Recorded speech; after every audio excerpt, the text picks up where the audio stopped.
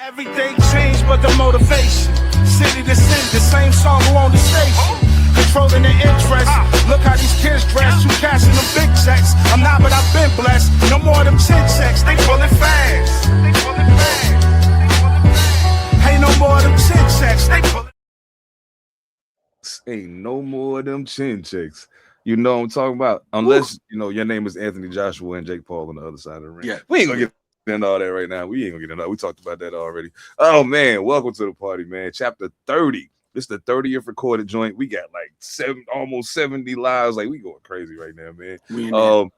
Yeah, thank y'all so much for locking in with us, man. All Purpose Podcast, we in the building. You already know me, Seven Da Pantha, a.k.a. the Carolina Hurricane with ridiculous slang, a.k.a. your baby mama's favorite rapper, a.k.a. Pie Strickland. Ooh, if you get, it's basketball season, football about to be over. I might have to go break the Strickland jersey out. You know what I'm saying? I might have to go break the Strickland jersey out. But you already know I got the squad with me, man. Fellas, how y'all been? Phantom, what's good with you, man? How you been, brother? How you good? How you living? You know me, bro. Always low key. Till it's time not to be. No doubt. Yeah. I used to think Phantom ain't fuck with me. When I first started working at Ruby Tuesday, they was like, nah, man, he just until he know. You don't. I was like, all right, I got you, no doubt. You know what I'm saying? So and then before I knew it, we was in there. All it took was a little sports talk, some sports talk, some music talk. And we was when he was in the game, you know what I'm saying? Evan All Mightee. Yo. Man, what's going on, brother? How are you doing? Everything is love, man. I don't have no more drink in my cup, but everything is love. I feel that. Yeah, this is getting a little short, but I got some more. I got backup. You know what I'm saying? Thank you, Washington, for being legal. Thank you very much. And I am still thirsty. No drink, man. Yo. That's what you call some hip hop shit. For those of y'all that don't know, y'all better get familiar. That's some hip hop shit right there. Oh man, my producer is my bartender, so that's what I'm talking about. Oh, I feel it. I feel it. Yeah, hey, bro, you got, you know what I'm saying? You gotta get it, bro. You gotta get it. Wink. My associate producer is my bartender, just in case. He said, wink. Hey, that wink should get you in trouble, man. Chill. Yeah, they do. And wink should get you in trouble. Don't do that. Oh man, hey, bro. Dog, listen. It's about to get real basketball-y. You know what I'm saying? Football about to come to a close. But before we get to the Super Bowl next Sunday, we still got the NFL All-Star, All-Pro, Pro Bowl, whatever weekend. It's some strange shit going on with that. I'm gonna be honest with you, because even with the injuries and the quarterbacks that wasn't playing, I find it hard to believe that y'all thought it was okay for Shedeur Sanders to be a Pro Bowler. I mean, not trying to be funny. I'm just saying. Yeah. At this juncture, I feel like it's name recognition, and maybe nobody else wanted to do it. You know what I'm saying? But shit. Wait, you know I mean, even with that, I just thought about it. I'm like, you could have put Baker Mayfield in there. Even I'm gonna say that one. I'm barely gonna say it. You could have put Baker Mayfield. Well, I mean, we talking AFC though. Oh, AFC. Well, damn. Yeah, that's when it got interesting. You could have put CJ in there. He was in the playoffs. That's true. CJ is they're participating in. I think he got in as another alternate because he was on the picture with the other Texans that made it into the So he got. I think he might be out there. Like realistically speaking, the way you played in the playoffs, you should out there. You should probably just stay at home. Yeah, he didn't play very well, dog. He should probably just stay home. But I mean, you know, what can we do? The NFL gonna do what it do. I did think some of the choices were a little odd for alternates, but then I also realized that at this juncture, with the way things have changed with that game, with that whole thing with the Pro Bowl, I don't think it means as much to them as it used to. You know what I'm saying? No. So I think a lot of them are just kind of like, whatever. You know what I'm saying? If you want to go, hey, go. Feel free. You can go play. You can go play, bro. I'm gonna stay home and chill. Before we even get into talking about who's on what team and all that shit, question. And I kind of feel like this to a degree with the NBA too. maybe they need to do something different and maybe just recognize the people who get selected to be A, B, or C and just do away with all this bullshit. Just a question. I mean, I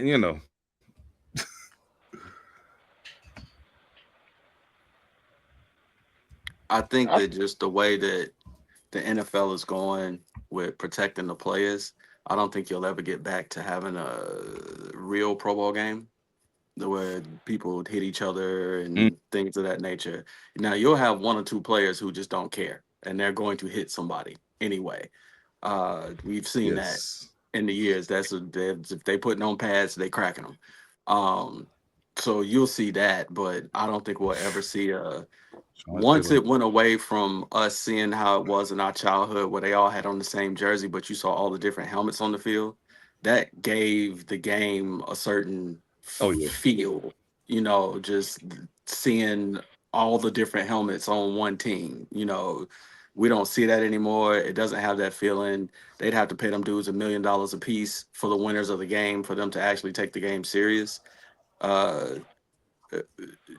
I don't mind the 7-on-7 flag. I don't mind the quarterback competition, the different competitions that they do. That's all cool.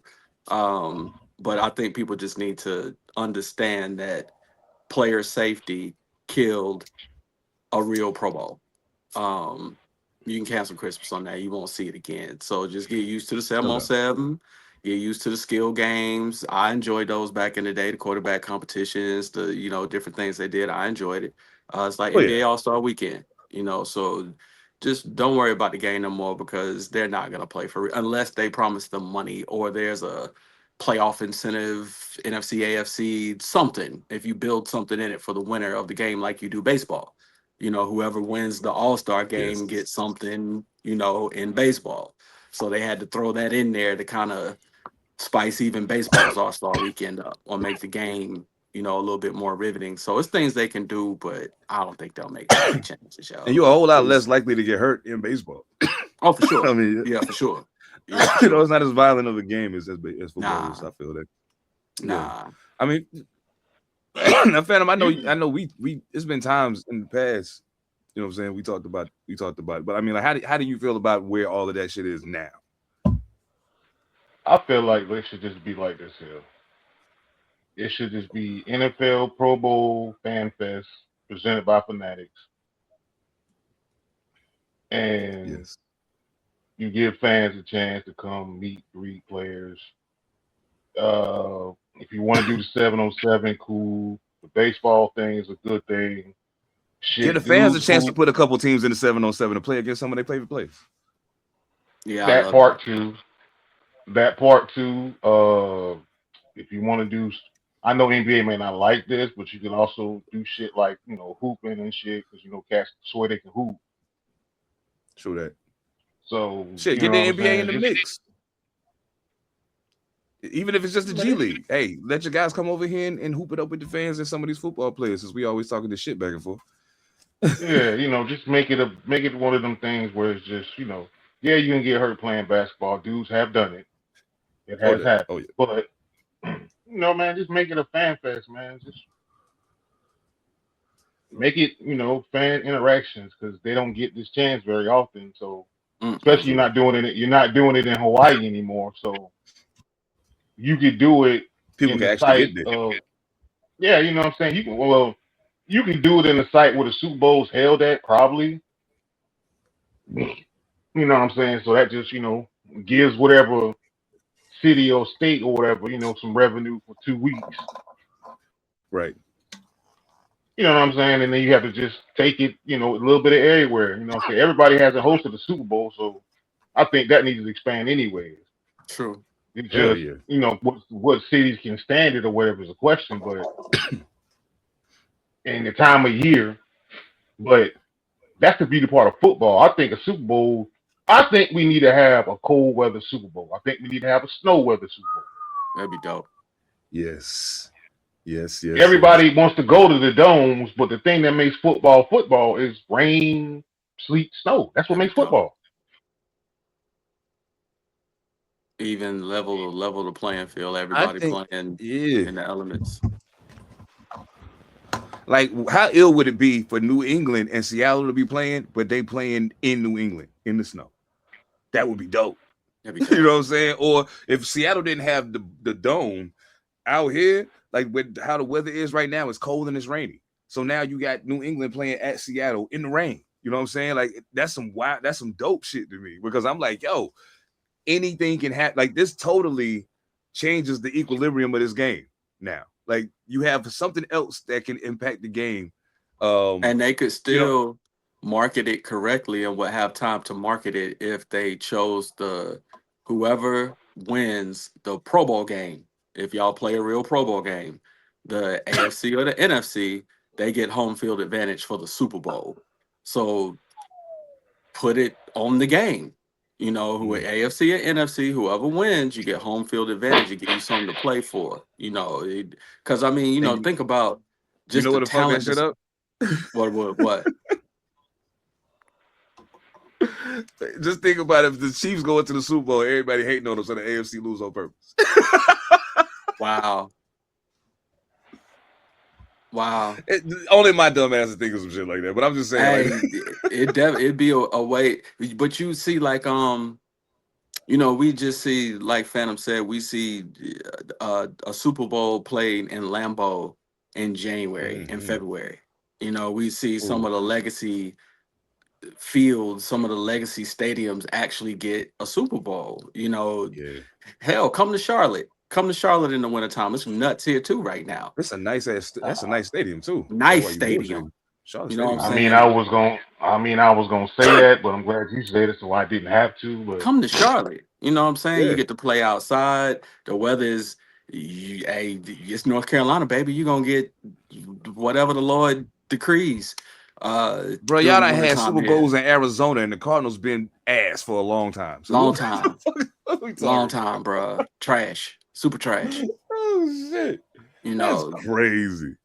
places like Vegas, you know, with the nice stadiums, you know, keep, you know, the new digs, LA, you know, the new just they ain't work played it in Vegas around. yet. They ain't played it in Vegas yet. I don't think they've don't done a Super remember. Bowl in Vegas yet. Hold up. Okay, so the only Did thing they that's do done Pro that. Bowl in Vegas? I think they did Pro Bowl in Vegas. Yeah, they did Pro Bowl in Vegas. Yeah, I think they did Pro Bowl I in was Vegas one thinking, time. you know what I was thinking? WrestleMania was in Vegas. They did a WrestleMania in Vegas. They did WrestleMania in Vegas. I don't think they did a Super Bowl out there yet, but But they got shit, the if you could do stadium for it. but if you could do a WrestleMania, bro. Kansas and City, that's- San Francisco was in Vegas. Oh, word? Okay, I'm about. Yeah. KC San Fran. Yeah. Okay. 2024. Okay. Yeah. Yeah. So Okay. I'm about to So say they done one. Yeah. Bring it to Charlotte, man. Bring it to Charlotte. I always look at it like this. I always compare it to this. Being a wrestling fan, anywhere a WrestleMania could possibly be, a Super Bowl can possibly be there also. Yeah, Oh yeah, for sure. For sure. Absolutely. Thank you. I would love to see the game move around some and give other places a chance to not only host the game, but also to boost it. Like some of these small market teams that got fly stadiums, go play there, boost their economy. Now they not such a small market team no more. People know about this place now because I came here to go to the fucking Super Bowl. So like, you know what I'm saying? Like, man, it's crazy. I just want to see them play for real, because if you look at the AFC's defensive backfield, that's nuts. Jeez Louise. Like, man, let's get it. You got Stingley Jr., Patrick Surtain, Jalen Ramsey, and Kyle Williams. Let's start from the top. We got. As soon as you said that part, I was like, "Damn, you right." When I was looking at these lists earlier, I was like, "My God, if this team was an actual team, absolutely nuts. It'd be crazy. This would be nuts. Yeah, this is crazy." And the wild part about this, when you look at it, if you look at the NFC, right, and you say, if I was to pick these quarterbacks at any point in time in my life, this is not the order I would have picked them in. Like, honestly, before this season, you probably would have went Stafford, Dak, Sam Darnold. You know what I'm saying? Honestly. You got Josh Allen, Justin Herbert, and Drake May in the AFC. It's wild not seeing Patrick Mahomes there for me. It's not so wild. I know Joe Burrow's been hurt a lot, so I'm not really surprised by that. Lamar missed a little more time than he should have, and Baltimore just didn't perform very well this year. So, and even regardless of how well or not well, you know, look at it statistically, his stats look fine. You know, he looks like he had a Lamar's year. It just was a lot of other things wasn't happening the way they were supposed to. And the part of that we're going to be talking about later in a little bit when we start talking coaching moves. But so yeah, the AFC quarter, like these 6 quarterbacks, I'm interested in watching the game. How you going to divide the time? Like, you know what I'm saying? Like, how is this going to work exactly? And it's crazy that Sam Darnold would be the starter for the NFC if they drop right now. Like, that's crazy to me. That's super crazy. I can't even tell you how wild that is. But anyway, moving on. Who they handing the ball off to? Well, they got a pretty good group of guys here. I think Jahmyr Gibbs, Christian McCaffrey, and Bijan Robinson for the NFC. Like that, those 3 running backs. If you had those 3 running backs on your team at the same time, I'd say you're cheating. You know that, right? You never have to throw the ball if you don't want to, or you could just throw it to them. Doesn't matter. Yeah, it don't matter. You can line up Jahmyr Gibbs and Christian McCaffrey at wide receiver and have Bijan Robinson be the running back. Then you line them up in the slot. Have 2 more guys out wide that are actual wide receivers and have Bijan in the backfield.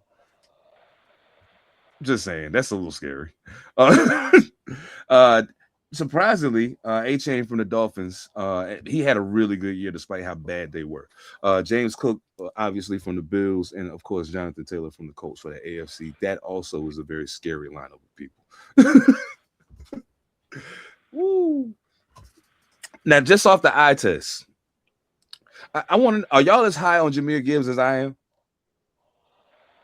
Yes. Yeah. Because I think he's absolutely phenomenal. So I'm always curious if I'm bugging when I think that highly of somebody. But yeah, he's really, really good. And he's way faster than I recognized that he was at first. He's like fast. He's like the Raiders would have drafted him if Al Davis was alive fast. Oh, for sure. You know what I'm saying? Like, yeah, man.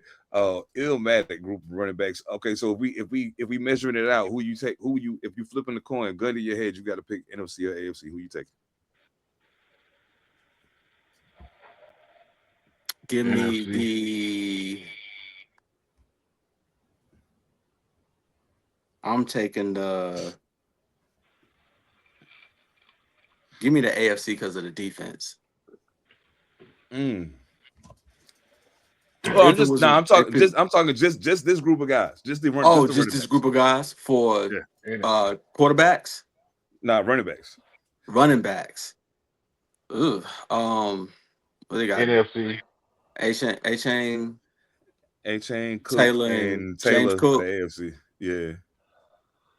And then you got Jahmyr Gibbs, Christian McCaffrey, and Bijan Robinson in the NFC. NFC. I get more bang for my buck. Yeah, NFC. Yeah, I'm gonna keep it a bean. Just and Bijan this is no by himself. So yeah, absolutely. You read my mind. Yeah. I was like, no diss to Christian McCaffrey, no disrespect to him or Jahmyr Gibbs. But as far as a running back, like if I'm thinking, okay, I think in the passing game, I may take Jahmyr Gibbs or Christian. I'll probably take Jahmyr Gibbs. Robinson. But I don't know. In the passing game, I might actually take Christian McCaffrey. Nope, because here's how I'm gonna do it. I'm gonna tell you right now, here's how I'm gonna do it. I can literally, for the AFC, I can literally know Christian McCaffrey can run the route tree. So I can literally Julian Edelman him, except more athletic and faster. I can take Bijan Robinson. Robinson. He's gonna be my back. Nope. I'll actually let Jahmyr. Okay, I'll take maybe Bijan as my back, maybe, but then I'll take Jahmyr Gibbs, and I'll just. In fact, you know what I'm gonna do? I'm gonna do the old split back thing. I'm running a wishbone, bro. I'm running a wishbone. Yeah. I'm running a wishbone offense with them dudes, and I'm running so much motion that you're not going to be able to. You're gonna have to play man on me, and if you play man on Christian McCaffrey in a route tree, you've lost already. He's gonna beat you within 5 to 10 yards. It's over. You ain't gonna be able to stop that. Well, since we talking about the passing game, let's get into my bag real quick. Oh, the wide receivers. Now, the wide receiver rooms look good, man. This group is absolutely insane. The NFC, you got Puka Nacua. Jeez, that name alone is crazy. George Pickens, JSN, and Amon-Ra St. Brown. And then CD Lamb as an alternate. Yeah, that's crazy. The AFC got filthy. Jamar Chase, Nico Collins. Oh, I told y'all Nico crazy. Zay Flowers. Hey man, salute to you, Zay. I talk a lot about you not being what and you still ain't that, but you not earned yet. it. Not yet. And Cortland Sutton, obviously. Underrated. Underrated. People don't get it. Yes, very underrated. People do not give him his just due, man. He the reason Jay Judy out of that bitch. Yes, indeed. Mm-hmm. Yes, indeed. Because and you know what? When they drafted Jerry Jeudy, I said, if Jerry Jeudy becomes what they say he is, at a point they're gonna have to between him and Cortland Sutton. It's gonna have to happen. Because Cortland Sutton's good, but is he good enough that if this guy becomes what they say he's supposed to be, you might not be able to afford both of them. You know what I'm saying? Because Cortland Sutton deserves to be a number one somewhere. Same question. Hot take. Gun to your head. AFC, NFC. Uh-oh. Got a hot take before we answer that question. Okay. Did George Pickens just take CD Lamb's number one spot? He had it during the season, dog. He had it during the season, dog. He had it by week 6. Yep. Did he just take CD Lamb's number one spot? As soon as the sportscaster started saying that Dallas has 2 number ones, it was over for CD. Check the tech though. You said you asking did he take CD Lamb's number one spot, and Dallas don't got him under contract right now. Nope. Nope. Wow. This is crazy. Yeah, this is a wild situation. I mean, we knew Pickens was a stud, though. We just needed to see him get in the right, room, right situation to show it consistently. But everybody knew Pickens was a stud. We knew I don't think he liked Mike Tomlin. I don't think so either. I don't think he liked that coaching. I don't want to be here. Yeah, I don't think he liked that coaching. I'm gonna do enough. I show you I still got skills, but I ain't getting ready to go crazy. Fuck this shit. I want out. You know what I'm saying? Yeah. You know what I mean? Just the on ball skills alone showed this year for Pickens. Showed that he that dude. Jerry, don't you let that man walk out the door. Don't you let him walk out the door, Jerry Jones. Because leave. I got a team. I got a team that you don't want to see him go to. Send his ass to Kansas City. You took the words right out of my damn mouth. Send his ass to Kansas City, bro. If you wanted to rebuild that shit, you do not want to see that man go down there with Patrick Mahomes. Yo, I didn't even in my brain because there's some things that I'm afraid of. You know what I would be even more. What I think would be even more impressive, and I think might actually accomplish something. And I'm clearly not saying this from any bias. It's just from what I'm looking at. They're gonna take Mendoza number one. We're gonna take Mendoza number one. And Tom gonna be in his ear the whole time. Hey, he's a good quarterback. Let me show you how to get there. He's a good quarterback too. He's good. Yeah, I went back and watched him a little more. He's definitely better than I. Yeah, he's better. He still don't necessarily jump off the screen at me, but I understand now, why he won the Heisman. I get it. I think it's not everything that you see on the screen with Mendoza. He's the intangibles. He's got he's kind of humble. A humble dude. He got it together. You can tell. That's why Tom is gonna be like, okay, let me see. He's coachable. He's gonna stay out of trouble. He's gonna be in the books. He's gonna learn the offense. He's gonna run it right. He's like 23, so he's a little older than the average kid coming out. Yeah, he's grown. You know what I'm saying?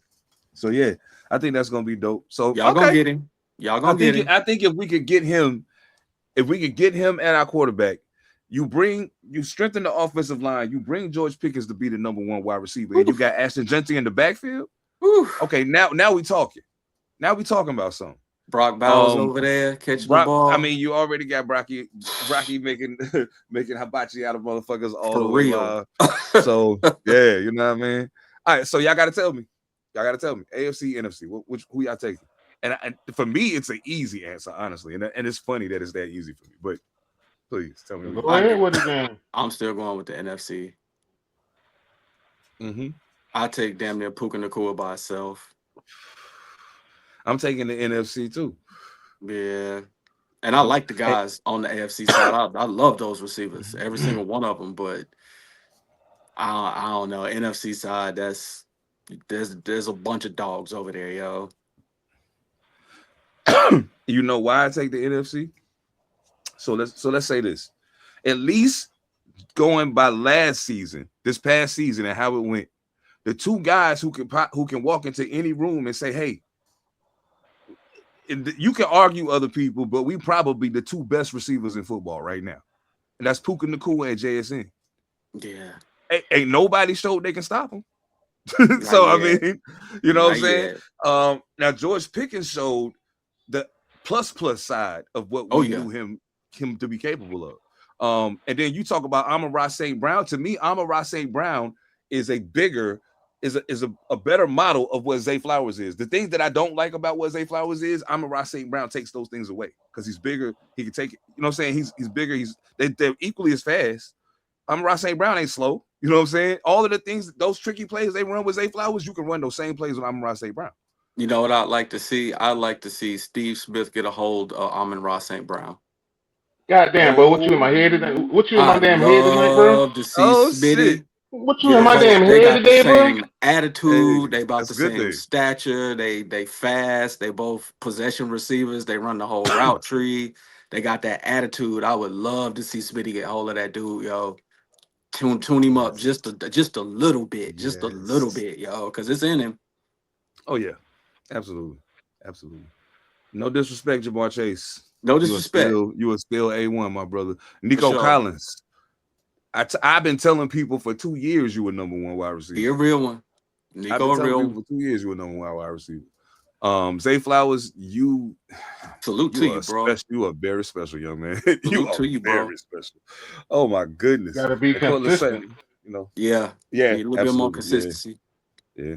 And a part of that's going to be, I think part of that too is going to come from the change in the offense. There's going to be a change to the way Baltimore plays offense now. Yeah. Now I hope that doesn't include taking the ball away from Derrick Henry. Like you have to be aware enough to utilize the tools that you have. Now the question then becomes like, Derrick Henry's still Derrick Henry this past season to a degree, but there was some times where some things looked a little troubling, and he's not, he ain't no spring chicken.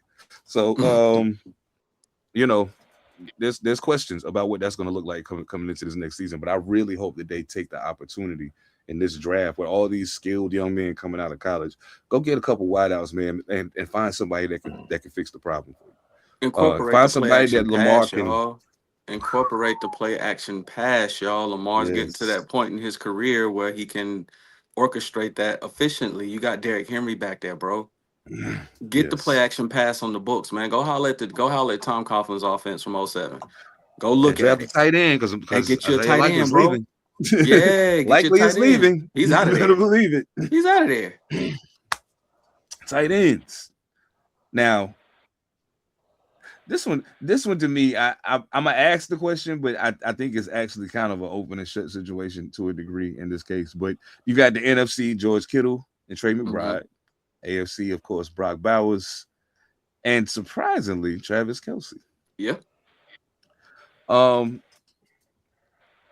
I say surprisingly only because I don't know. It just don't. It don't feel right. No. I'll tell you what it is. You're just trying to struggle to find somebody that was better to put in other than Travis Kelce because you felt like ceremonial. And can't. It feels very ceremonial. It really do. But. Nah, I ain't gonna do it anyway. So George Kittle had a great season. Absolutely. I hated to see him, man. I hate it so bad for him every time he gets a big dog injury and he's got to be out for a while because I really like to watch him play.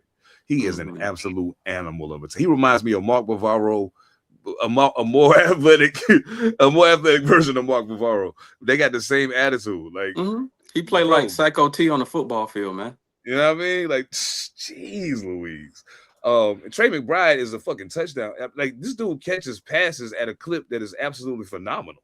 Difficult passes, too. Great hands. Yeah. He's really good. I slept on him for a long time. Really dope. But so you're probably talking about, realistically speaking, he missed some time this year too. But Brock Bowers is something else. He a different kind of person. New prototype. He's a prototype, man. Yeah. I've been saying it since his junior year at Georgia. I've been saying it since then. He crazy like that. Yeah. And I mean, Travis Kelce. And despite how down the season it seemed like they had, I mean, that they did have actually as a team, and he didn't have very many games that jumped off the box score. You know what I'm saying? When you looked at it, it was kind of like, But he was probably the most consistent receiving target of Patrick Mahomes yet again. So yeah, I mean, it does feel a bit ceremonial, but at the same time, I'm thinking like, who else from the AFC are you gonna put ahead of him? And I'm going through the teams in my head, and I'm like, nope. Gadsden probably would have had a shot if he would have stayed hot like he was in the beginning of the season out in Cali. Salute to him, yeah. Him and Justin Herbert got a good chemistry. So I mean, I'm gonna ask y'all, who's Sunshine tight end? What is his name? Who's Sunshine tight end? Because he started using them at the end of the season. Yeah. What's that boy name? I can see him and can't call his name, because he started using him like the last 5-6 games of the season. He was using him to move the chains, and he was helping him too.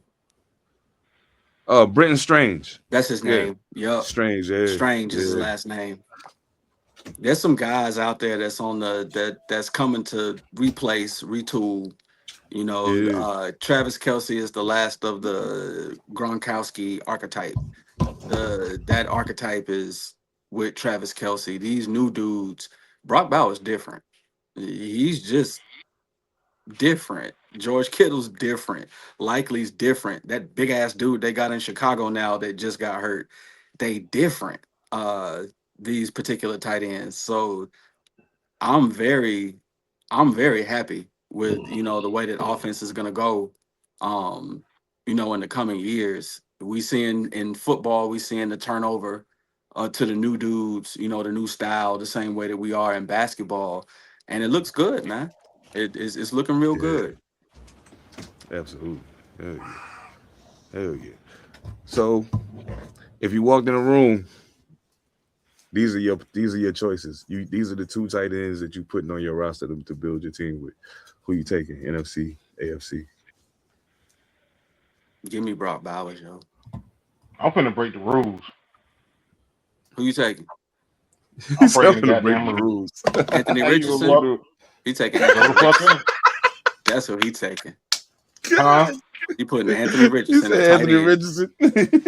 No, I'm finna break the rules. I said I'm getting George Kittle. I'm George Kittle and goddamn Brock Bowers. Fuck the goddamn. So you taking them both? I'm taking George Kittle and goddamn Brock Bowers. I want to break the rules. We running a heavy offensive set every single time, bro. Every time. They're both on the field at the same time. And they both can block. They all like. They both can block. You don't know whether we're gonna run or pass the ball. Now I think that out of the four of them, Trey McBride is the weakest blocker, but probably he still ain't no slouch. You know what I'm saying? No. Not at all. But since we're talking about blocking, Phantom, we getting ready to slide down to your alley right now. You know what I'm saying? The big guys. Selections. Made some excellent selections. Yes, indeed. I was like, ooh, look at these dudes. Okay. So I mean, first of all, like Phantom, who in your opinion, who had the best O-line this year? Mm-hmm. Who was the best O-line you saw this year? Ooh, that's a question. Best overall offensive line? Mm-hmm. Damn, put me on the spot on that one. Overall, altogether. Yeah, whether they made it into the playoffs or went far or whatever. Yeah, because it might be a really good offensive line sitting at home. You know what I'm saying? So sitting at home. Damn, you might have to give me a minute on that one because I'm like, shit. That's a hell of a damn question. For me, I really like watching Detroit's offensive Look, line play this year. I mean, that was my first choice, but I I like would. Detroit. If Ragnow had came back, Yeah. if they had let Ragnow come back, come I'd have back. been like, okay, that's Detroit. Then you got shit. Who the fuck? This on the tip of my damn tongue. Let me look at the Pro Bowl. The Raiders. Psych. The Raiders. Okay. Detroit was there. Yeah, They're terrible. Man. Terrible. Green Bay had a great offensive line this year. Green Bay had a nice offensive line. Dallas had a nice offensive line this year. Yeah, Dallas wasn't actually. Dallas wasn't bad at all. Yeah, they had a nice little assembly this year. They put it together. Yeah, Dallas wasn't bad. Phillies wasn't bad. Was pretty good this year. Phillies wasn't bad. The play calling was terrible though, bro. Tampa's wasn't bad. Who else? Seattle's wasn't bad. Nope. Seattle's offensive line actually had a great offensive line this year. They're really Seattle's wasn't bad. Shit, the Chargers' offensive line was good this year. Yeah. It wasn't too bad at all either. So was Buffalo's because you got Allen and Cook in the Pro Bowl. Yeah, no doubt. Somebody was moving people out. Somebody opening the holes there. Somebody opening up holes up there. You know what I'm saying? Shit. There was periods. I ain't gonna lie, y'all. We got a pretty good lineup of tackles out here. This is if you're gonna tell me per rotation, I like my offensive line per rotation, even though it was like 13 different offensive line. Yeah, y'all played a lot of cats this year. Yeah, so I mean, our depth was pretty good. It just wasn't all that. And yeah, my left tackle ain't a dancing bear just yet, so I don't know if he's gonna. He'll get there though. Y'all got the right band. He'll get there. There's somebody I'm missing though, because somebody I'm really thinking about. I'm like, damn, they had a pretty damn good offensive line. They was knocking motherfuckers off the goddamn ball. Shit, Denver's wasn't bad either though. New England. On New England. Sides of the ball. New England's O line is good. Shit, Chicago's offensive line is good. Yes, there you go. That's who I was talking. That's who I was thinking about. Because they run. Yeah, they prefer to run the football. Yes. Yeah, they prefer to run the football. Yeah, smash mouth. The one thing about Chicago, the one thing about offensive line, and they say it on TV, it's a cliche. I love it though, because I'm like, you want your offensive linemen to goddamn feel, some love. Hey, we running the ball. Run the ball. All right. We running power eye traps, sweeps. Yes. Yeah. Let's go. This when we get the pancake people. They love running the ball. That's pancake season. That's pancake season, yo. Yeah. They playing patty cake trying to keep people from sacking the quarterback, but when they run the ball, they are trying to bury people, yo. Now the boy Sewell. He a different breed, yo. Sewell crazy. Trent Williams has been crazy. No. You gonna say that? You gonna say that man? Nah, you put some respect on that man. That man's name is Panay Sewell. You put some respect on that man. Panay Sewell. He's serious. Yeah, he's serious. Whatever. Hey, if your name could be Sewage, if you playing the way you playing it, you can be whoever you want to be, dog. You do whatever you want. Trent Williams and Tristan Wirfs from the Bucks. Joe Alt from the Chargers. Garrett Bowles from the Broncos and Deion Dawkins from the Bills. Hey, bro, Joe Alt. I was gonna say that.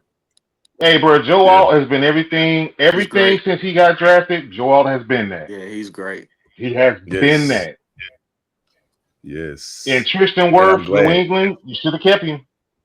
Yeah, man. Oh, he was in New England. He came from New England. Yeah, he was in New England. Oh wow. That show you how tight New England is. Yeah, he was in New England. He just, what I'm saying, I think injuries or whatever at the time. But yeah, Tristan Wirfs, that motherfucker was a monster. Because I know he hurt some. I couldn't remember how he hurt himself or what he went down with. Yeah. What was his was he bicep? I can't remember what he hurt, but I know they let him walk out. I know I can't remember what it was. Yeah. He was in Tristan Wirfs. I'm pretty sure Tristan Wirfs in New England. I'm almost positive. Wow. He was in there with Brady. He was with Brady and ended up going down there with Brady. Okay. Yeah. I'm almost positive. He took him with him. He said, I need my boy. And then the dancing bear, dancing bear himself. Of course now. Come on now. I mean, I don't think I'm gonna say something now. It's gonna sound fucked up as much as I love him. I don't know if he should have made it this year, but if you're gonna say ceremonial, I ain't mad at you. Okay. Because he missed some time. Okay. First ballot? He first ballot? No. He was rookie the year they won the Super Bowl in Tampa Bay. Yeah, he better be. Yeah, he first ballot. He better be. And what's crazy is this is another one. This is another reason why they don't get to their peak. They don't get there until they get there because Washington drafted him and had him. And he was hell when he was in Washington. He just, whatever reason, whatever happened, I can't remember the circumstances of that. But I'm like, y'all let Trent Williams? Daniel Snyder. Let Trent Williams walk out the fucking door. He went and got a bag from San Francisco and ain't looked back since. Daniel Snyder running the team into the ground, pissing everybody off. Shit. You already, man, Daniel Snyder's the worst. He might be the worst bro. Jeez Louise, he's terrible. Oh shit. Let's keep it offensive line. Let's keep it offensive line. Okay. We're talking offensive line right now. We got a pretty dope lineup of guards too. Lindstrom from the Falcons, Tyler Smith from the Cowboys, Joe from the Bears. I mean, who didn't expect that? AFC Quinn how you say his name? Meaners? That shit look dope though. I like the way it looked. Quentin Nelson from the Colts, of course, and Trey Smith from the Chiefs. These are the guys that get down and dirty. I mean, Quentin Nelson. Man, Quentin Nelson. Quentin Nelson something. Yeah, Quentin Nelson's still in the goddamn league. And when they drafted Quentin Nelson, do you know who they drafted him to protect at the time? Who? Andrew Luck. Mm-hmm. Bruh, and he's been everything since then. Quentin Nelson and Tyler Smith for the Cowboys. So, young man, I salute you because you have bust your ass. They say Quentin Nelson ox strong too. They say he got that. They say he got that grown man strength on him. Quentin Nelson, bro, that boy came out of. I don't remember what college Quentin Nelson came out of, so can't remember that far back. Can't remember that where he got drafted. He been I saw everything. it somewhere. I forgot who was talking about it, but they was talking about men who had young guys who had grown men strength. His name came up from someone who said, when did you realize that after you came from college to the NFL that you was playing with grown men? He was one of the people that they said. Yep. They said, oh, that's grown man strength. That's old man strength right there. You don't even understand. Yeah. Somebody to pick you up off the ground and set you down somewhere else comfortably. Man, listen. It's like that Jonathan Ogden story. Crazy. Yeah. It's like that Jonathan Ogden story, boy. Yeah. Pick you up off your feet and set you down somewhere else and pat you on the back. No. Y'all haven't heard the Jonathan Ogden story? No, what he said? Okay, I forget who the defensive player was. So it escaped me who it was telling the story. But he said he was going against Jonathan Ogden for the very first time. And he said, Jonathan Ogden said, young man, this is what he was blocking me. He was blocking me, telling me what to do. Like, young man, you going to take that smooth move? Young man, you going to bull rush me? Is that what we're doing? Young man, you might need to get in the weight room. Are you in the weight room? He said, man, Jonathan Ogden talked to me, and every time I try to do a rush move, Jonathan Ogden was talking to me, and I'm like, man, I wanted to cuss his ass out, but what the fuck am I supposed to do with this shit? I'm busting your ass, but I'm schooling you at the same time. Boy, too big, what the fuck am I supposed to do with this shit? Boy, too big, too strong, man. Slap you straight to the ground with one swipe. You can't even be mad. Ain't nothing you can do with that. What you gonna do about it? Boy, a house. You gonna use that? He's like, yeah, you gonna use that under rush? You gonna use that speed? Oh, okay, I got you right here. Let me put you back right. I'm gonna move you back here. I'm like, right, man, you know how pissed off I'd be if I was a Russian and a motherfucker just talking to me like, yo, man, you need to get in the weight room. Weight room, yeah, weight room Wednesdays. Get weight room Wednesday. I'm like, Jonathan Ogden is really telling you this shit. Yeah, man, he wasn't disrespectful. I gained a new respect when I saw that picture of heavy ass Saquon Barkley being held by one offensive lineman from Philadelphia, like holding him like a baby, like it wasn't nothing, just holding a grown ass man like he was a baby. And that's Jordan Mailata. I think it's about Mailata. Dude, that boy's It might have been Mailata. when I read the article, they were saying, all the dudes on the team were saying the strongest men on the team are the offensive linemen.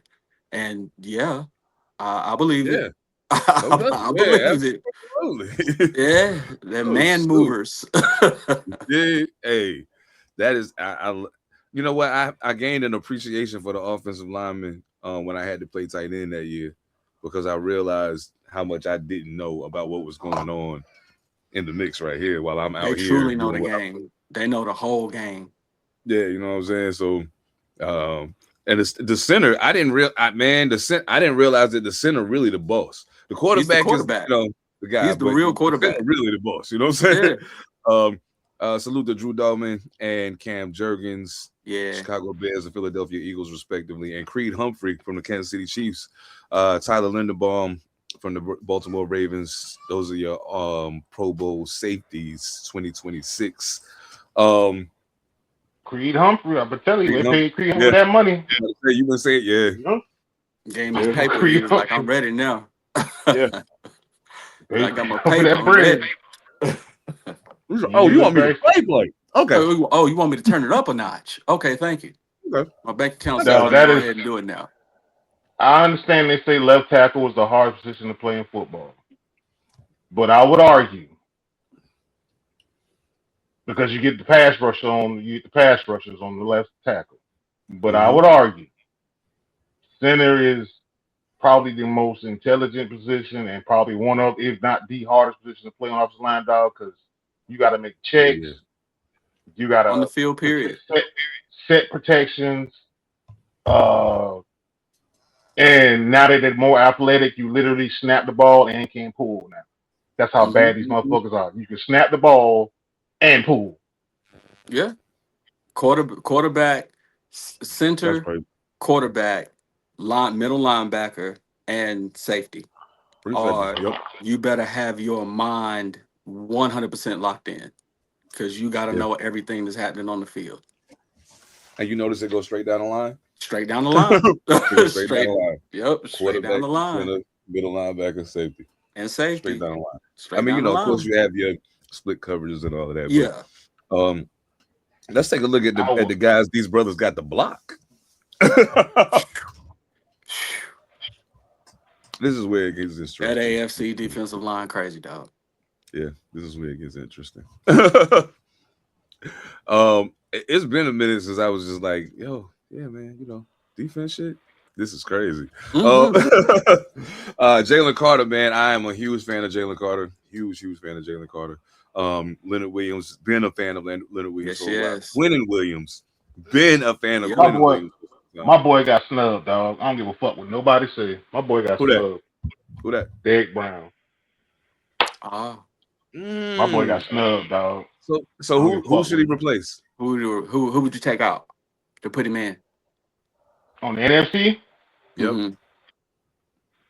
Quentin Williams. Ooh. Why? Ooh. I'll take out Quentin. I love Quentin, but I'm like, nah, Derek Brown got snubbed, dog. You think he did better this year overall? Coming off of an injury?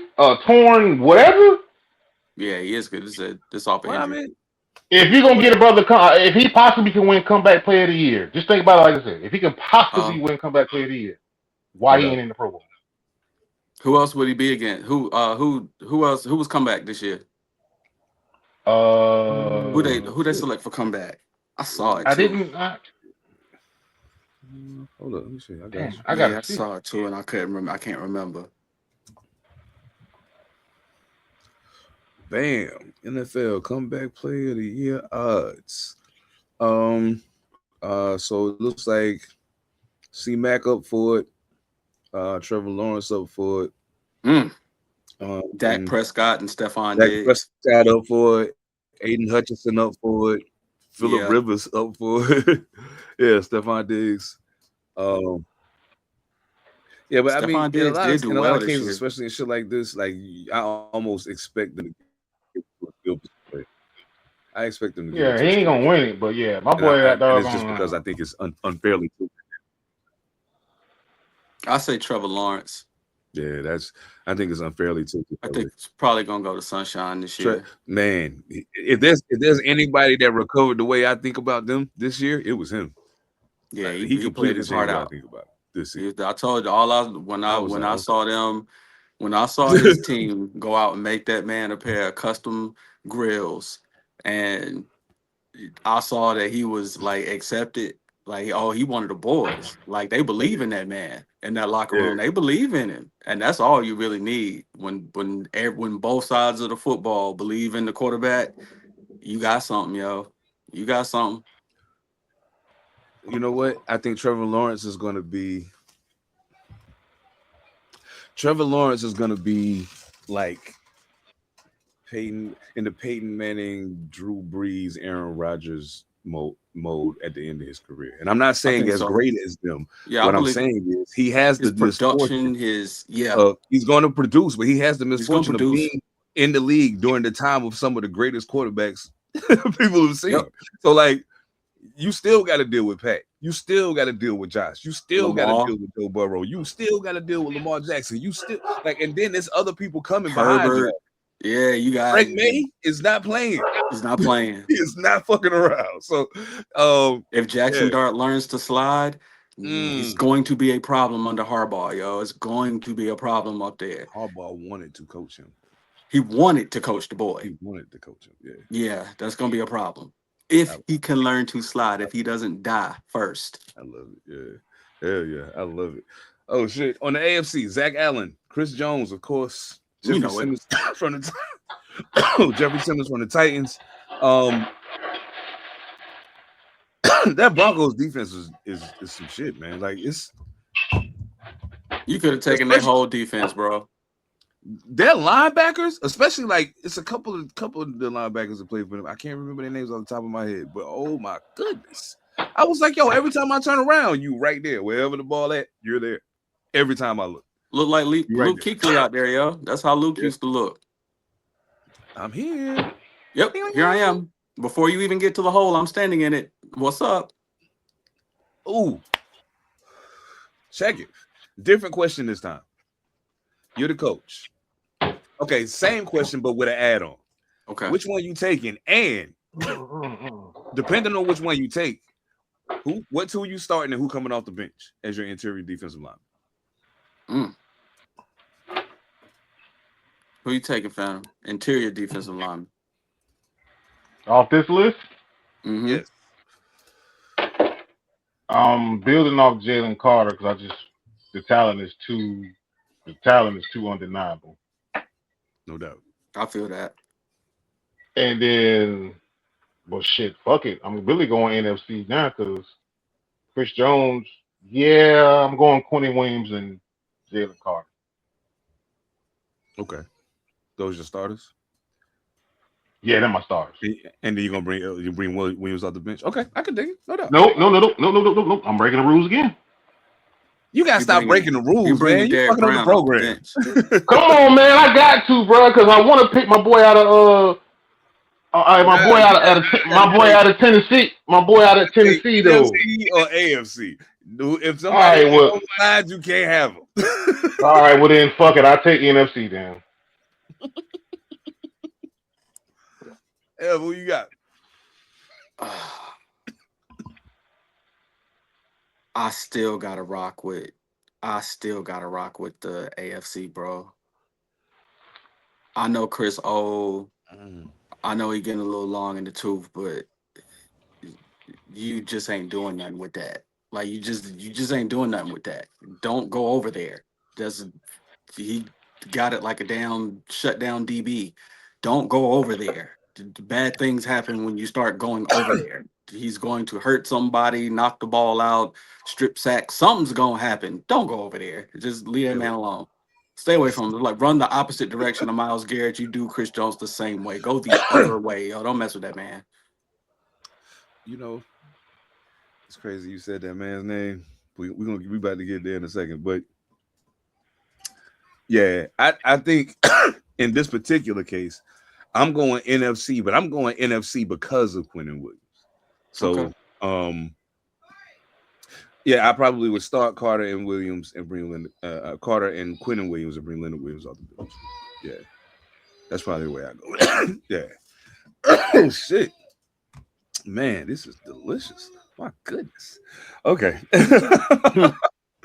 Oh man. Now see that I think as we get further into the defense, what I started realizing was just the crazy degree of athleticism that defensive players have now. You know what I'm saying? Where you see defensive linemen and like defensive ends or quote unquote pass rushers. Like it was a point in time when the defensive end was just part of the defensive line. You know what I'm saying?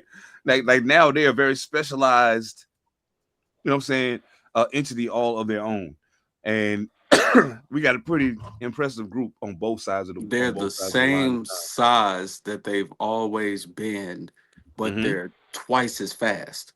That's where we are. Yeah. They're fast enough to run down a running back or wide receiver or scoop and score, but they're the same size. They didn't get any smaller. They actually got a little bit bigger, and they got faster. Yeah. All of them at the same time. That's raw, yo. It is unfair. I'm telling it's you, unfair, yo. Now we got Peep the Tech, NFC. We got Aiden Hutchinson, DeMarcus Lawrence, and Michael Parsons. Now, I ain't gonna do it. Never mind. I ain't gonna do it. For the AFC, we got Will Anderson Jr., Max Crosby, and Myles Garrett. For me, it's a no-brainer. If I gotta pick one or the other, I'm going AFC all day, every day. And twice on Sunday. Because Will Anderson Jr. is a monster if you ain't ever watched him. Monster. Max Crosby is a monster. Monster, yo. And Myles Garrett. That's your sack champion. Yeah. I think he's the best guy on this whole page. Yeah, it's your all-time sack champion. He's the best guy on this whole page. So he's a Julius Peppers. You could probably hand him the ball in the backfield and he could probably score also. That man can move. Yo, and he's so large. He is huge, bro. A gigantic human being. It is crazy. I was like, how do you move like that? Fluid. Yeah, it's fluidity. As a big man. All right, so I'm asking AFC, NFC. Oh, you know I'm going with Myles Garrett all day, bro. And take 2-3 men to block that one dude, Joe. Somebody else gonna get off. Mm-hmm. And I got Will Anderson out there and Max Crosby, and you allocate 2 dudes to this cat, a running back. There's no running back that you can allocate to this man. You just lost your running back on a pass play. On all of your pass plays, you just lost your running back. You can't throw to nobody out the backfield. And I got a monster on the other side. So that can cover. They can cover. They can drop back off the line and cover like an outside linebacker, yo. Mm-hmm. So you can't even throw the ball to your tight end with those bookends out there. You're taking away 2-3 people on the field just by having these 2 dudes on the field at the same time. Find somebody else to throw it to. But you got to deal with our back end, and that's Jalen Ramsey and Stingley and Patrick Surtain back there. That is ridiculous, yo. That defense is absolutely ridiculous, yo. That's insane. Oh, you got to hurry up and throw the football because you're about to get hit by 3 dudes?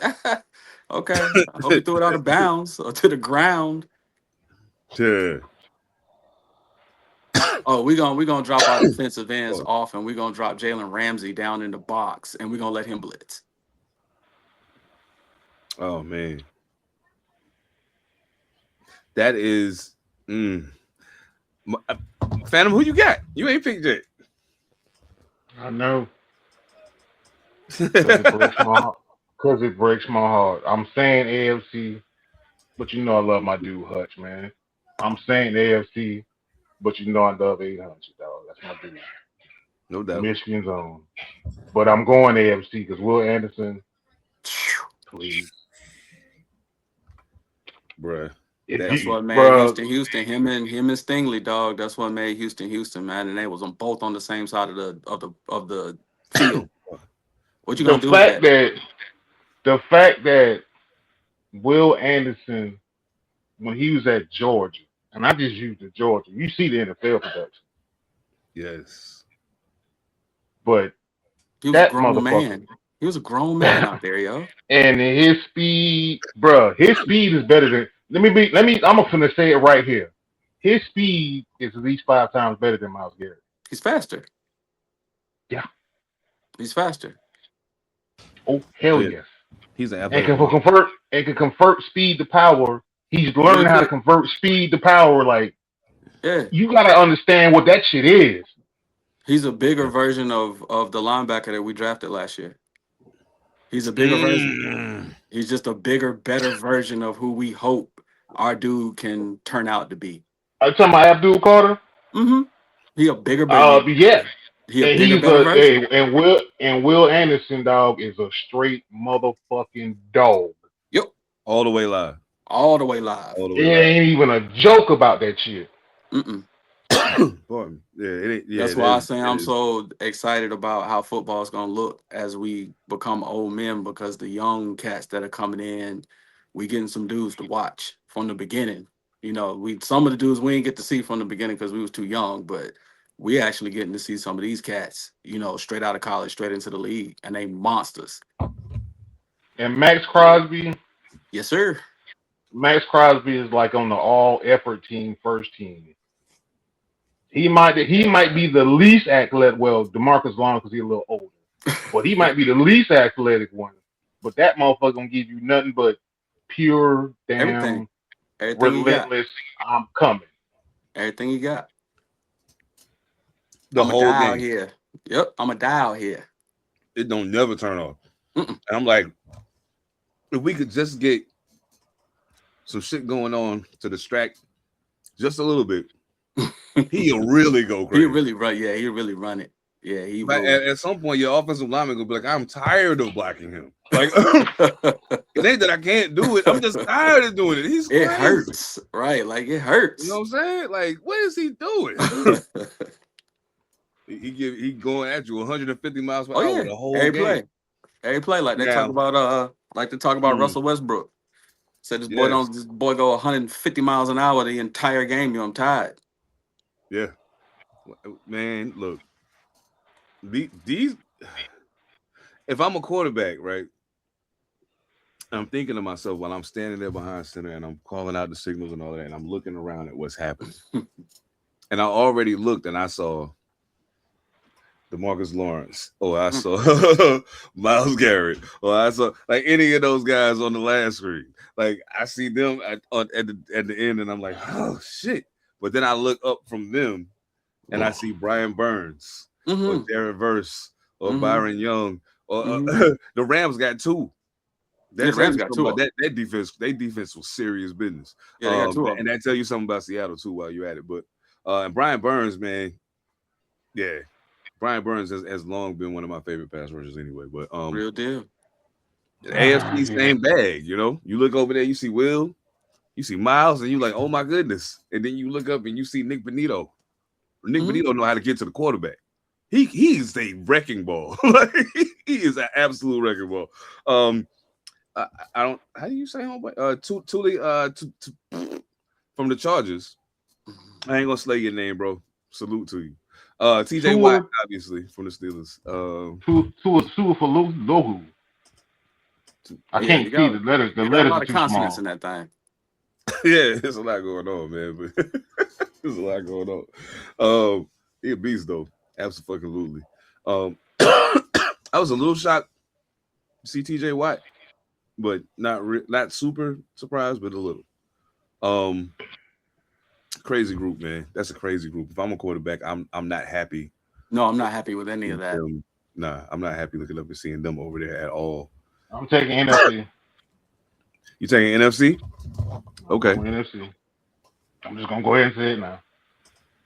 Who you got, Overall, I've already chosen the AFC just because of the defense. You got scoring them. You got scoring them fools, man. You got scoring them fools. You know what? For outside linebackers, I think I'm gonna go NFC. I think I'm gonna go NFC. NFC. I think I'm gonna go NFC. They got. I mean, you can't go wrong either way, but you can't go wrong with either one. Now this is where it's gonna be fun. This is where it's gonna get fun. corners. Oh boy. All I could think to myself was, oh wait, I jumped the gun. Get out of here. I jumped the gun. I don't want to talk to y'all right now. There's something else I need to do first. I completely disrespected one of the most important positions on the whole field, and I feel really, really bad about that. So let's get these guys back up here. Middle linebackers. Oh man. I mean, not surprised to see Zach Bone there. I'm not surprised to see Jack Campbell there. Not surprised to see Aziz Houston again. Or Roquan Smith. I mean, of course, Baltimore's defense wasn't what it's usually doing, but there was still some pretty dope performances. His being one of them. $1 million question. You know what it is? Who you taking? AFC or NFC? AFC. Yeah, I think it's a sweep for the AFC on this one. Oh man! All right, corners. This one ain't even hard for me. Yeah, I don't think it's gonna be very difficult to do. And one of my guys are on here, and I'm like, this ain't even hard for me. And one of my dudes is on here, it ain't hard. I knew one of my guys wasn't gonna be on there. The Eagles got two guys on there: Cooper DeJean, of course, J.C. Horn from the Panthers, Quinyon Mitchell, crazy from the Eagles. Also, Devon Witherspoon from the Seahawks. Not surprised by that at all. AFC, Christian Gonzalez, yeah, absolutely. Derek Stingley Jr. from the Texans, absolutely. Patrick Surtain II from the Broncos, absolutely. And a man who gets, in my opinion, overlooked by the average football fan because they just don't recognize because the team is just bad. He's been really good for a really long time at this point. Denzel Ward from the Cleveland Browns. AFC all day. Yeah. And that's my dude. My dude's up there, but I have been on record. Just to be clear, I'm gonna be consistent. We should have drafted PS2. I'm just sorry. Hey man, I like you, JC, bro. I still support you, but I've been a fan of your daddy and Sam Madison. I'm sorry. This is before you. This is because before you was born, son. Before you was born, son. This ain't even got nothing to do with you, really, but this ain't got shit to do with you. So I think it's a clean sweep for the AFC on the corner. Man, yeah, the AFC defense is kind of crazy. Safety might be a little different. Well, let's see what we got here. For the NFC, we got Kevin Byard, of course. Antoine Winfield Jr., Buda Baker, Bears, Buccaneers, Cardinals, in case my bad, respectively. Jalen Ramsey from the Steelers, Kyle Hamilton from the Ravens, Derwin James Jr. from the Chargers. No, it ain't. It ain't even hard. It ain't hard for me. It ain't got a damn thing to do with Jalen Ramsey. It ain't got a damn thing to do with Jalen Ramsey. That man on that far right bottom is why I'm going where I'm going. Yes, sir. Derwin James? Yes, indeed. Derwin James. That man on that right hand side at the bottom. I put the man in the verse. That tell you something. That tell you something. I was watching a football game right in the verse, and that motherfucker stuck somebody, and I was like, Yeah. Jalen, they put you in as a safety. That's what you play at from here on out, son. Yeah. You don't put yourself out there on the corner and get exposed no more. Just go ahead and play some. Because you ain't Rod. There was quite a few times out there when you was playing the corner last year where you ain't quite Rod. You ain't quite Charles. You ain't quite Rod, the Woodson brothers. Oh yeah, you ain't quite them. But yeah, that's where you need to be at, though. Yeah, I mean, at this juncture of his career, he can best use his experience that way. You know what I'm saying? And then let some younger, more spry guys take care of that cornerback business. You know what I'm saying? Especially with the way these receivers is playing out here right now. You don't want to, I mean, oh man. Kickers, Brandon Aubrey from the Dallas Cowboys, Cameron Dicker from the Los Angeles Chargers. Oh, that boy from the Chargers kicked the ball from Seattle, I think. Yeah, and hit it in Los Angeles, I believe. Yeah, that shit was crazy. Yeah, but Brandon Aubrey got the longest one though. Yeah, no doubt. That's why I'm like Brandon Aubrey. I like Dicker the kicker. Dicker the kicker. But I think Aubrey though. Yeah, I think I'd probably go NFC this time. Yeah, you get within goddamn the logo, you might have hell on your hands. True indeed. Hell yeah. Hey, I gotta now this is I mean, you know, a lot of people overlook punters. But punters play a very, very, very, very, very important role in the game. We got Tress Way from the Commanders. He got a lot of work this year. And Jordan Stout for the Ravens. I don't know. Oh, I like Tress Way, man. Tress Way has been around a little bit. He's been in the league for a long time.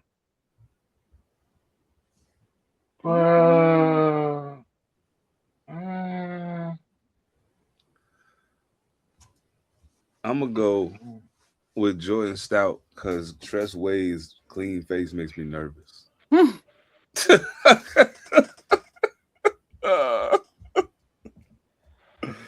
Specifically because of that. That's why I'm. You used to walk around with the rape face every now and again too. Yeah, I had to. Shit. You used to walk around with the rape face too. Yeah, I had to. That shit was whack as fuck. But he played football. He ain't got to keep his face clean. Bro, that shit out, bro. Bro, that shit out, bro. AFC or NFC on this one? Give me the AFC, man. He said, I'm just going to go AFC all the way down the chart, man. You know what I'm saying? Now we got special teamer. I know that's a very vague term for most people, but you know what I'm saying? Some of these guys make they bread and butter off special teams play.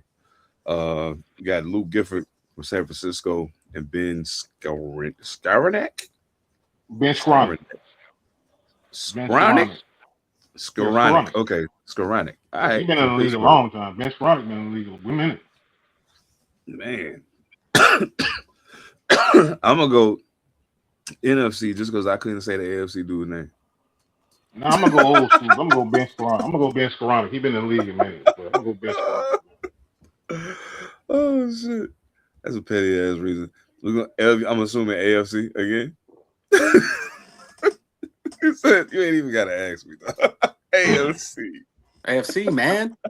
Okay. Oh, shit. I can dig it. Oh, my God. That's just hilarious. Oh, my goodness. Okay. So I got, what we got next? I think it's kick returners is next. Yeah, kick returners. We got Rashid Shaheed from Seahawks and Shamir Dyke from the Tennessee Titans.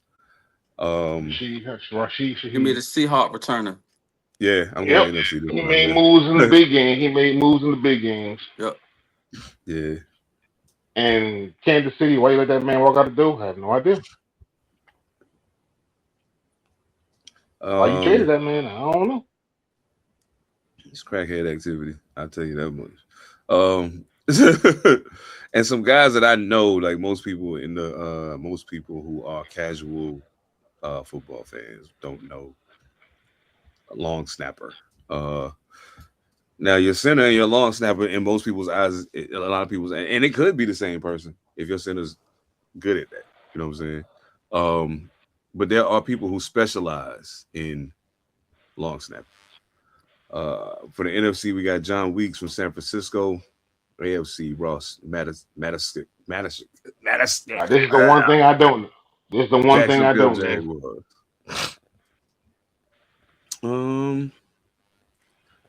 You know what? I'm gonna go AFC because I like his jersey better. Yeah. I'm gonna keep it on it. That's because I don't know. So look here, bro. I was slow, special, or dumb, dog. They try to get me the long snap and put my hand on the top of the ball and side of the ball and just flick it. And for the life of me, I couldn't get that shit. I was like, the fuck? How you do this shit? How you get that bitch to spin back like that? Just take it on your hand and do it in? Yeah, bro. I was like, okay, I'm not. I'm like, nah, I don't think I can get this one. Yeah, that is a skill, bro. Like that ain't no yeah. that ain't no small potatoes. That shit is hard. And I be seeing like people think even snapping a football consistently without glitching is hard. Like I don't think people really realize what be going on, but yeah, that's just crazy, man. Wow. I just realized. Let me do this. Boom. Let me do this. Let's get that off the screen. Oh, I gotta ask y'all this before we get out of here. I got you. Okay. What you got? Gotta ask y'all this before we get out of here. So it's been a lot of movement in the coaching world in the NFL. So here's some grades that I saw. And I wanted to see how y'all feel about it. You know what I'm saying? And this is the 8 most prominent signings, obviously. Of course, we got Stefanski to the Falcons, which got an A+. I have my questions about that, but we ain't gotta get into that right now. We got Harbaugh to the Giants, which was an A. Jesse Minter to the Ravens was a B+. We'll see. Todd Monken to the Browns was a C. I have a lot of questions about that. You and me both. Jeff Hapley to the Dolphins. I got an equal number of questions about that one. Robbie Robb to the Titans. I don't agree with that, but I can explain that quickly. And Mike McCarthy to the Steelers. They traded one Mike for another. Yeah. This is bad news. This is bad news. Let's start from the bad end of the grading scale. I forgot Joe Brady to the Bills, F-. F-. That is disrespectful as fuck. But gentlemen, how y'all feel about Joe Brady getting the reins in Buffalo?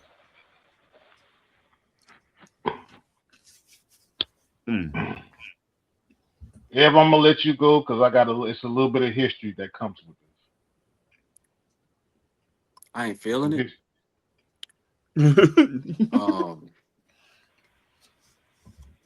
I ain't feeling it. I wish that Tomlin wasn't on his way out or actually wanting to take a break or retire, because I actually would have wanted to see Tomlin go to Buffalo and possibly help get that band a ring. That's what I wanted to see. I wanted to see Tomlin go somewhere where he would be appreciated again, in another environment where he's already got a team assembled that he could do something with. He's basically getting Big Ben back and getting a younger, more constructed team that's ready to win right now. Look what he did with Aaron Rodgers being on his team and losing players and not having a decent backup and all this other good stuff. I really wanted to see that. I see why they went with Brady.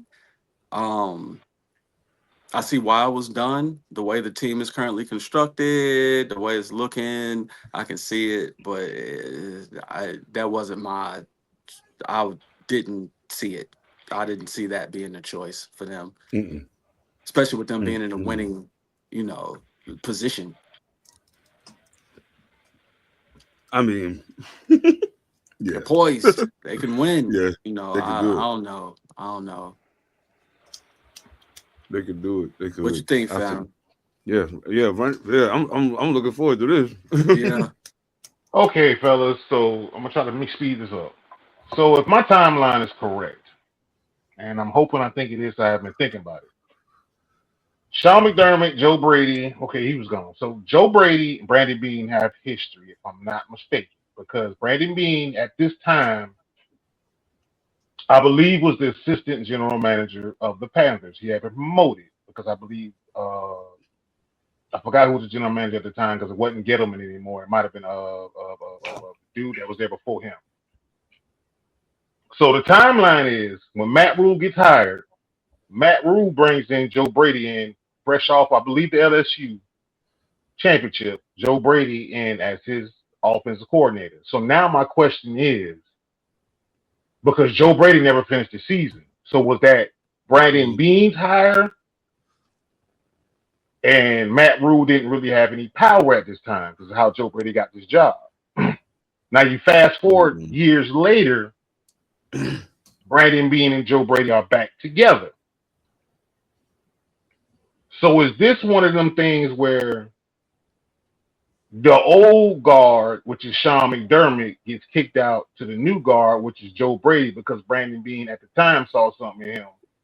And now that Joe Brady has been in the league long enough, it's one of them fresh faces, but it feels like a Nepo hire, a hookup. Right. So if my timeline is right about this, then I'm like, okay, we'll see. Yeah, I don't think I like. As soon as I heard it, I was like, I mean, I kind of understand because of the continuity, because he's been there as the OC for the last couple seasons. And you got to keep the same voice in the quarterback's ear also, some way too. Right, exactly. So like, instead of bringing in a new head coach who probably gonna want to bring his own OC in, you elevate the OC that's there so you keep that relationship intact. I see where there could be benefits in it, but I also see where it could be a monumental mistake. I don't know. Like at this juncture, it's such an unknown. I can completely lock in with the F- until I see something different. Mike McCarthy to the Steelers got an F. I think we touched on this a little, but literally that's a key to moving for me. Yeah, no doubt. That's a no-brainer. That's a no-brainer. Now, Robbie Robb in Tennessee. Now this is where I have a problem with this. And it's because Ben McAdoo is his offensive coordinator. So now if you got Ben McAdoo as your offensive coordinator, Robert Saleh is your head coach. One can do one thing, the other can do the other, and you got Cam Ward. And what's Ben McAdoo known for getting out of quarterbacks? He got out of Josh Allen. He got some of it out of Daniel Jones, actually. He did. He got some out of Jackson Dart, too. Yep.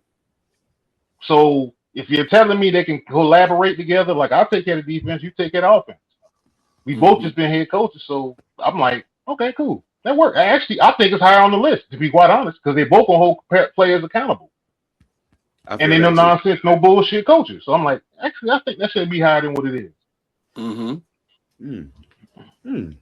Okay.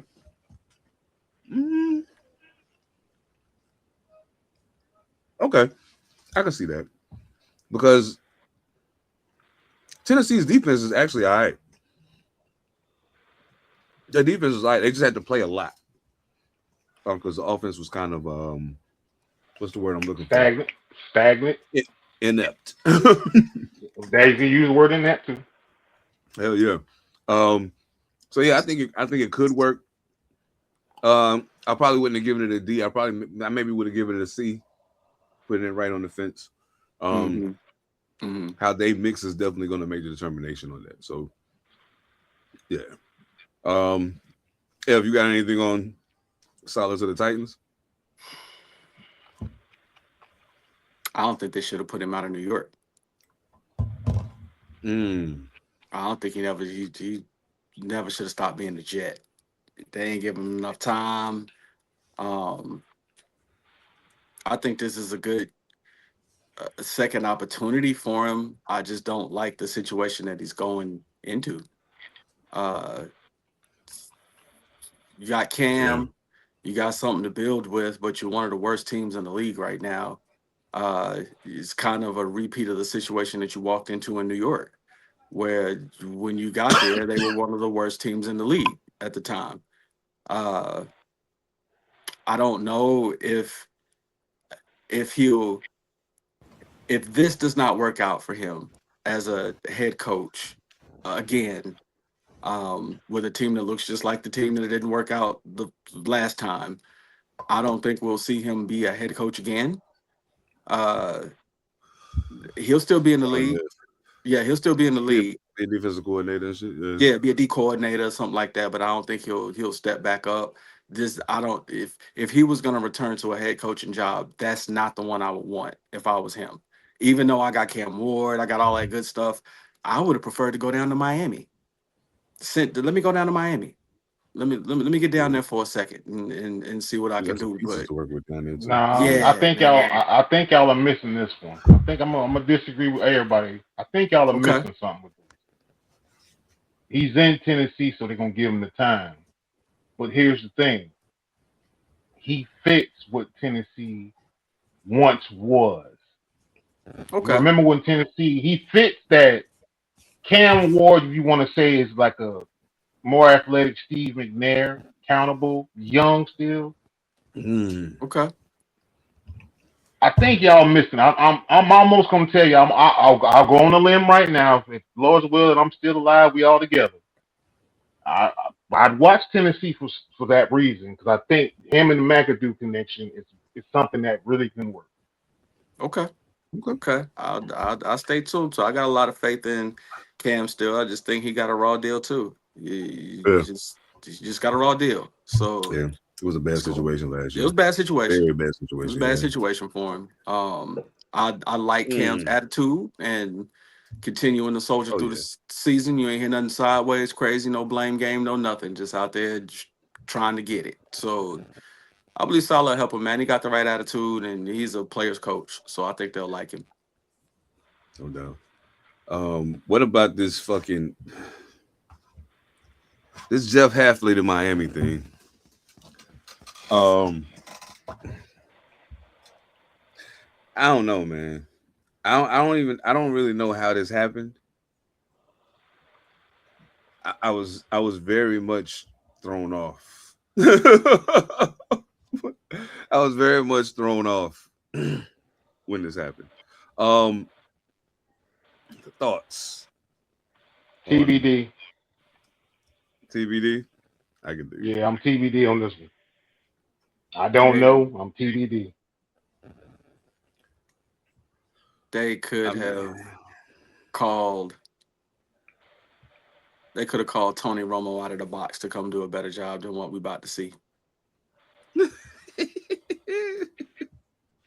And that ain't no dig on, Tony Romo in any way. He was an NFL quarterback. He's now a commentator. He knows exactly what he's looking at. With his wisdom, he could do the job in Miami. What is this that's about to happen? Why did you take the kid out, replace him with this? What's your contingency plan? What are you doing? What are you doing down there? Okay. $1 question. Where is Jeff Happy's coming from? Green Bay. Defensive coordinator. Defensive coordinator for one season in Green Bay. After being head coach of Boston College for 3 years. I'm gonna say TBD, but I'm gonna say it this way. If anything, he can get his defense to play decent in the cold weather, then I'm okay. If they don't do nothing at quarterback and you bring in that coach, you get the defense to play better. If you can't score the football, you ain't going nowhere. Oh yeah. You coach them up, you can get the defense right, or whatever. But if that team has to address the problem, it ain't the coach. It's not the coach. I don't. Maybe Tua got naked pictures of Jesus or something, because I don't understand.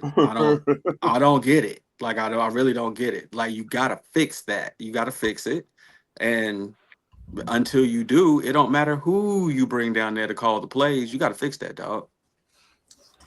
When I look at this, I think to myself, yeah, a big part of what's been wrong with Miami has been the quarterback.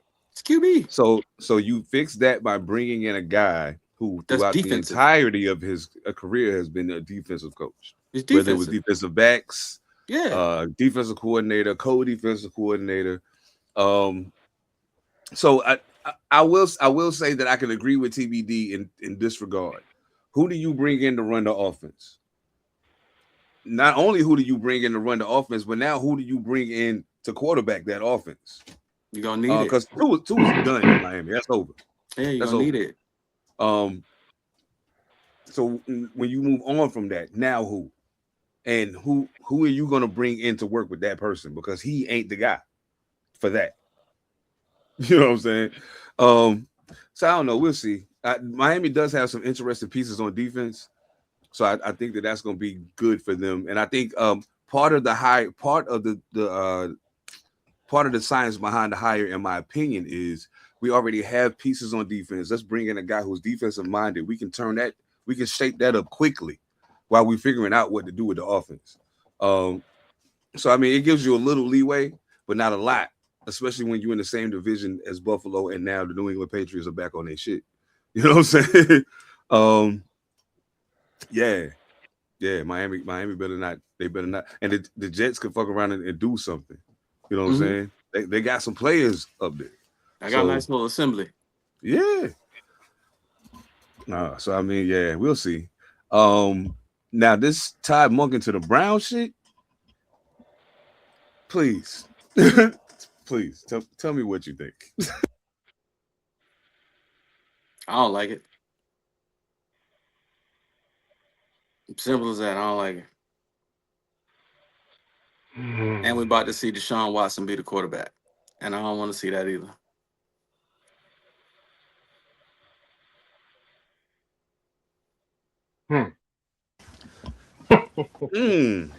All I'm gonna say to this is that's crazy. Yeah, please go ahead. It's crazy you said that though. I hadn't even thought about that. Go ahead. This is one of them ones where I'm gonna take this route on this one. This has to be a stabilizing personality or stabilizing force at head coach. Something that's like he's even killed or whatever. Because that's the only way I can think about this. And I'm like, okay. I don't know. I will say this. If there's one thing that I know for certain that I've recognized about you in the time that you've been directly on my radar, is you have a tendency to make some very strange decisions at the wrong time. Hey, Derrick Henry just rushed for 75 yards in the first half. Second half, let's give it to him twice. Let's give it to him twice. Why? Are you on drugs? I mean, we'll see. I think the other part of that for me is how involved are you going to? How much are you going to involve yourself in trying to run the offense? You know what I'm saying? How much control? How much say do you have in personnel? Was my question. That part too. Yeah, that part too. That would be my question. Because that Deshaun Watson, as soon as you said Deshaun Watson's name, my whole body started shaking with laughter. I was like, damn, I completely forgot about that dude. That's he's coming back next year, man. They say he's coming back. Jeez Louise. Oh man, he still play football and shit? Okay. We'll see. Oh man. The Ravens.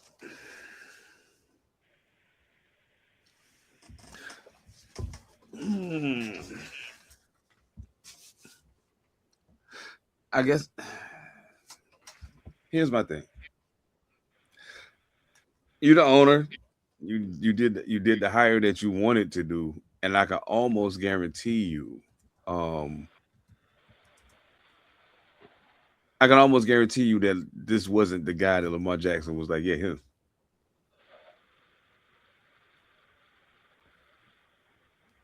Give me that guy.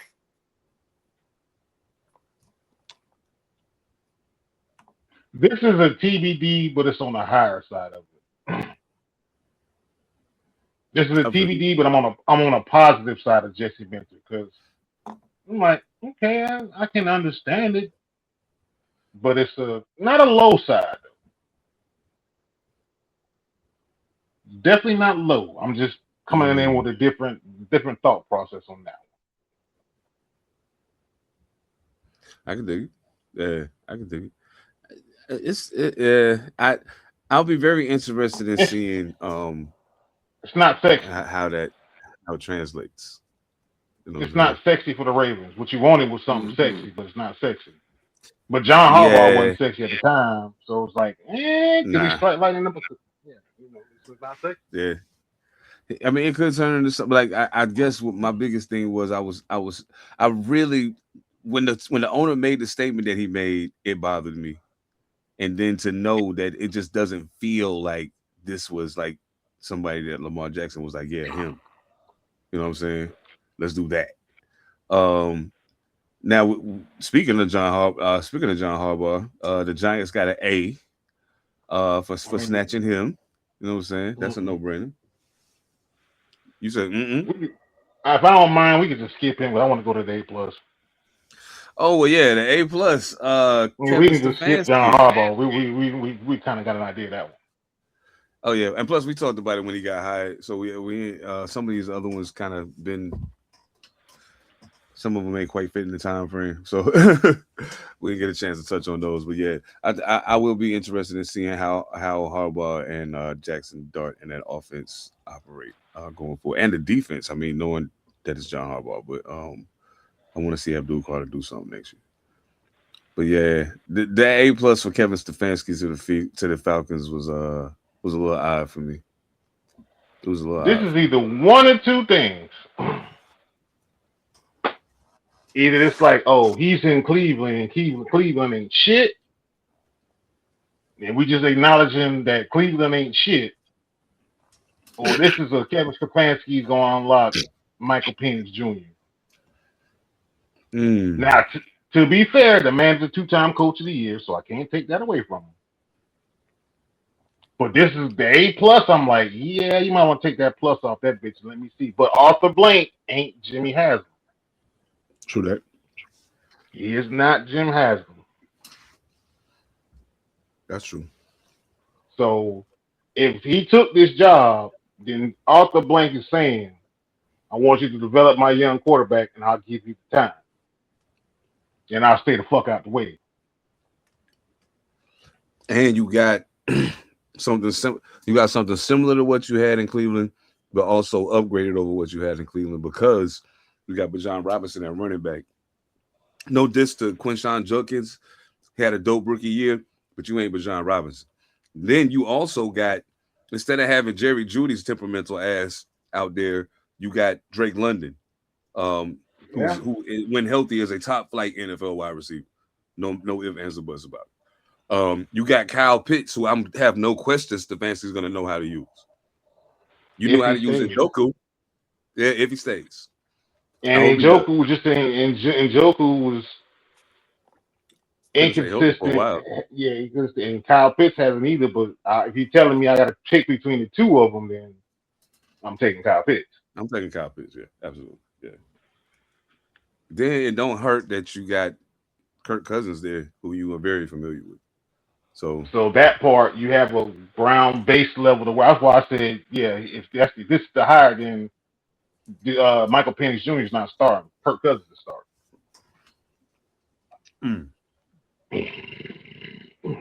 Well, I mean, Penix got hurt late, right? So yeah, he did, but he got benched the first game of Carolina with that 30-0, and then he went down. That's the game he went down in, actually. That's crazy. Damn. What's your expectation for Stefanski and the Birds, Ed? Nothing. Not at all. Not next year. At any rate, he's starting all over. No doubt. I can see that. He's building his own team, starting all over. So without the media circus, without the anything, he's starting all over. Yeah, the wild shit though. I hope he realizes you in Atlanta now. Like this ain't Cleveland, bro. You in Atlanta now. And it just in some cases them lights can get bright. If he don't come in there and try to change what they're already establishing, do something different with Bijan. If he don't come in there causing too much upheaval, it may be okay. Just tweak it, tune up the defense, clean it up, get it right. That'll be fine. If he comes in there imposing his will like he did in Cleveland, it's not gonna work. It ain't gonna work. It's not gonna work. So you don't have the same defense that you had that you just came from. You figuring it out on offense. You got a couple of quarterbacks you can play around with. Your running back is a stud. Just don't go crazy, bro. Don't do anything crazy. Don't try to add your extra stamp on it. Nothing. Just coach these boys up, man. You already got a potential team. Just coach them up, dog. Don't do nothing stupid. Yeah, don't fuck with too much shit. Yeah, please. They got a team. Yeah, they got a team. Squad, man. They got a squad for sure. I got to do this before we get out of here, man. I got to play this. Because when I saw it happen, I was like, shit. Oh, hold up. What the fuck? Don't do that. Oh, man. Come on. That's tragic. Nope. Oh, man. Something wrong with the file. I was going to play the clip of Cooper Flag dunking him. I don't know who knew was he dunked on B. His last name started with a B. I know that. I was like, wow, that's crazy.